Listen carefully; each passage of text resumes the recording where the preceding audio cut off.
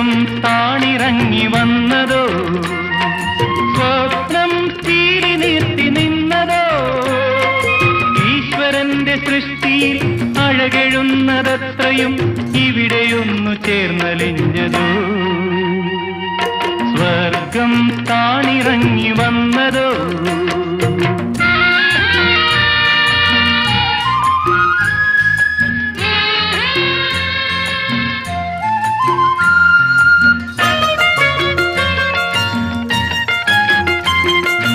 വണ്ടണഞ്ഞാൽ പൂവിനൊരു ചാഞ്ചാട്ടം, ചുണ്ടിനുള്ളിൽ പുഞ്ചിരിയുടെ തിരനോട്ടം, മനമറിയാതെ N Tanu